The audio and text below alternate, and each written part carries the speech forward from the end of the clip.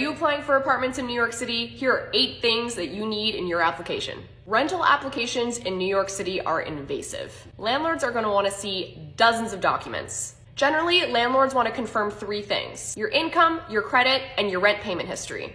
So all the documents you include in your application should help tell that story. Number 1, 6 months bank statements. Yes, landlords are going to want to see full PDF reports from your bank, not screenshots. They're going to be looking for starting balance, ending balance, and seeing that you are getting checks deposited every couple of weeks from your employer. Number 2, your last 3 pay stubs. These should be official receipts from your employer. If you're self-employed or freelance, you may have a harder time getting approved. If you are moving to New York and you haven't started your job yet, you're also going to run into trouble. It's best to wait to get those 3 pay stubs before you start applying for apartments.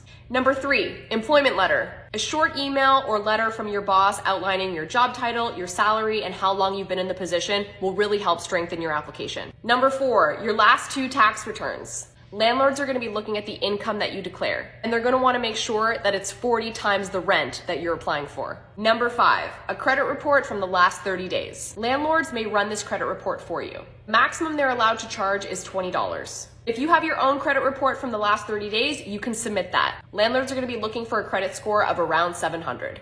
Number 6, 6 months rent payment history. Receipts, Venmo screenshots, or rental ledgers can all help prove that you've been paying rent. Number 7, a landlord reference. While not always mandatory, a letter from your previous landlord saying that you're a tenant in good standing, that you've always paid rent on time, and you haven't had any complaints against you will go a long way in strengthening your application. And 8, photocopy of government issued ID. They want to know you are who you say you are.